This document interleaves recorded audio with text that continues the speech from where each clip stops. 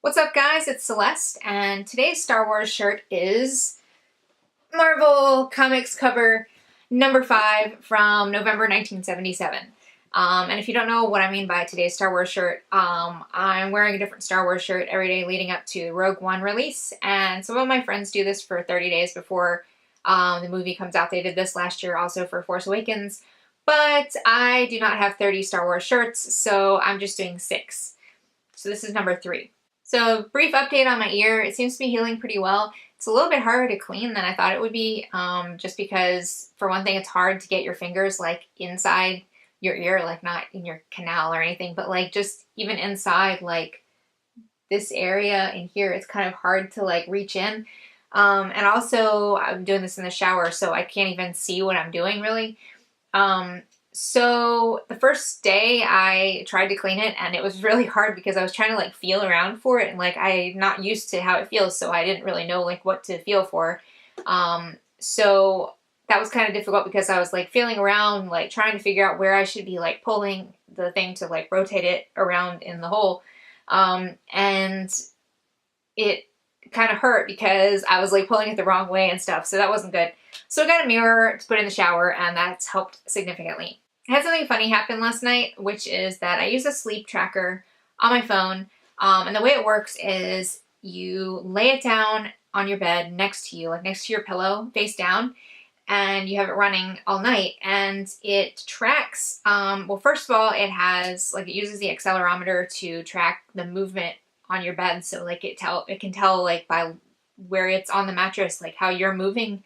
It like keeps track of that and can tell how much you're moving in the night.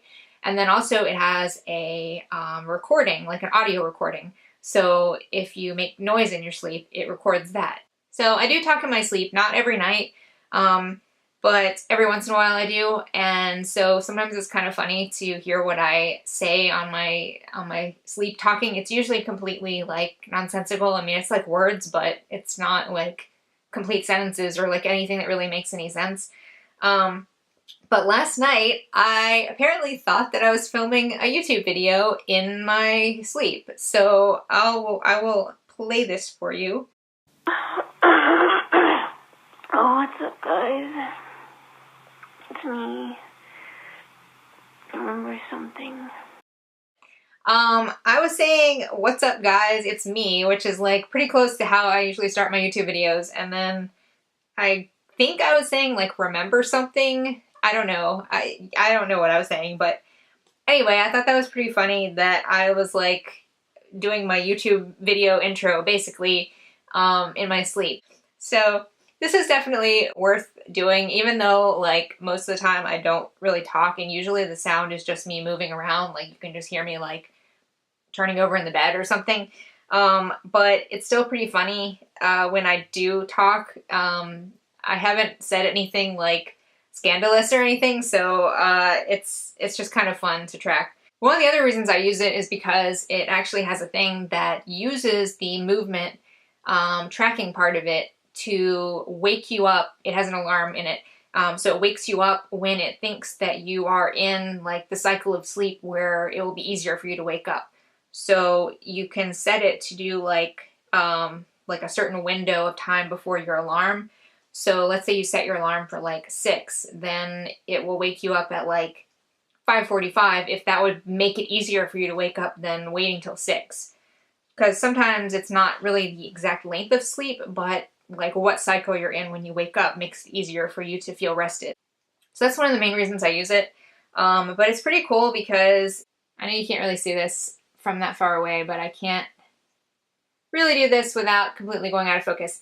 But it keeps track of like all your nights of sleep, and it has like the number of hours, the time you went to sleep, the time you woke up, the number of hours, and then it keeps track of, like I said, the sound and the movement. So that's what those charts look like. And it's really cool. I've been using this for about, let's see, I started using it in March of 2015, so like a year and 3/4, I guess.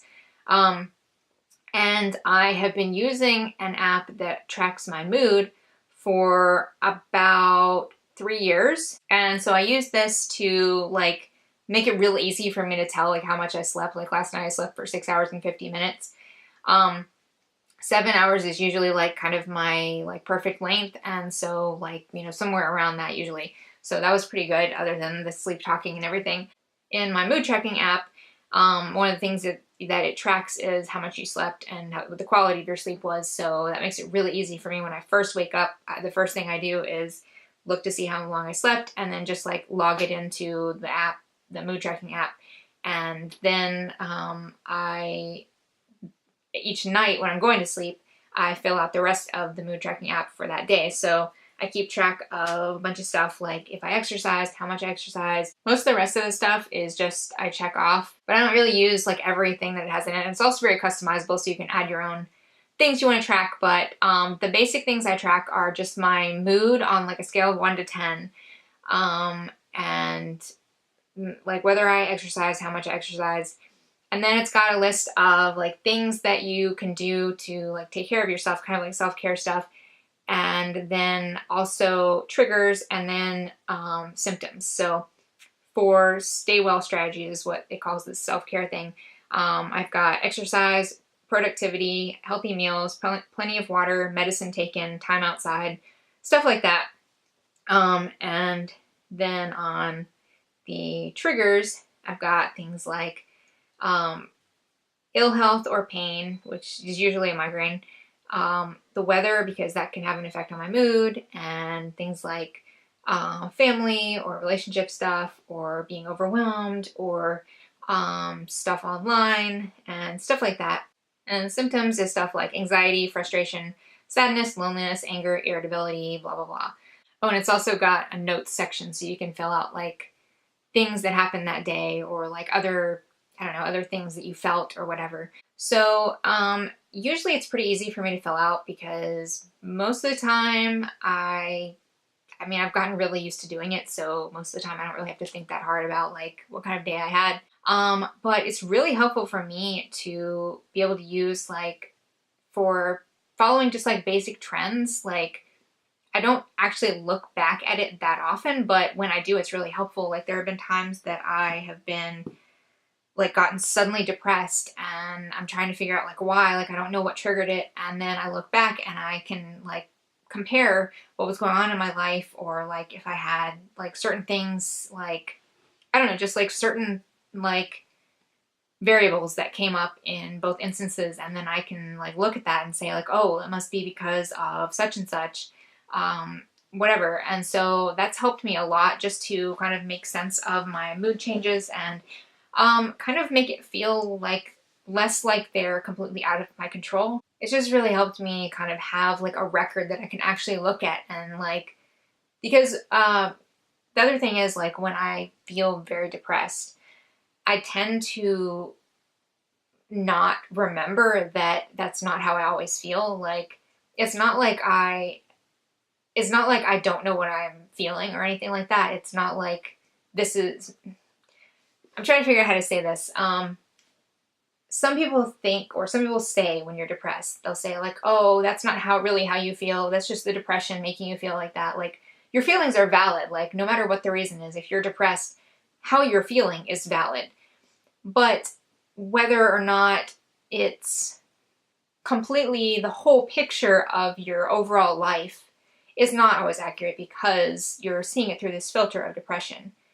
Hopefully that came across right, because when I'm depressed, I really cannot stand when people are telling me that my perception of my emotions is wrong, or it's just really condescending when people do that. So I'm really trying, that's not what I mean.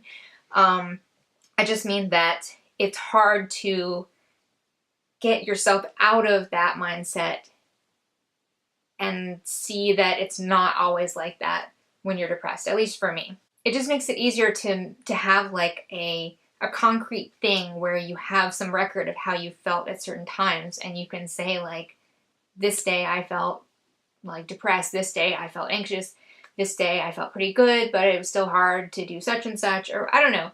It's just easier for me to be able to have something to look at and not rely on my memory, because I have a really good memory, but everybody's memory like is filtered through their present state of mind. And so it's sometimes easier to have like this freeze frame sort of your mental state or your emotional state at a certain point of time, so that you can then look at it from not exactly objective, because it's still through your current state of mind, but it's a little more objective than just all within your head, where you're just completely relying on your memory and you have nothing that you put down like on paper or like on computer or your phone or whatever at the time that you felt it. That's been really important for me in a lot of ways, not just with this, but like writing down, like journaling kind of, and just like keeping some physical evidence of how I felt or thought at a certain time. So hopefully that made sense. It wasn't too rambly. I know it got a little bit rambly, but those are a couple of apps that I use that I found really helpful. I'm going to put the links to them in the description, and I should have mentioned this, but the sleep tracker app is called Sleepbot, and the mood tracking app is called Optimism, and they are both free, and they both have like where you can make an account and then you can view it on the computer as well as the phone, so it syncs and everything. So hope that was helpful to some of you, and let me know if you have any other ideas of like stuff I can make videos about. I know I just said this in like my video 2 days ago or whenever, but I've been trying to think of things that I can talk about that are like I have a list going, but they're all like really kind of like in-depth topics or something that I need to think about, and I can't just like knock them out really fast, because that's not really how I do things. But I'm trying to think of like quicker things, or like, I don't know, just like random stuff to talk about. So if you have any ideas, let me know, and don't forget to give me a thumbs up and comment and subscribe and all that other good stuff. Thank you for watching, and I'll see you in the next video.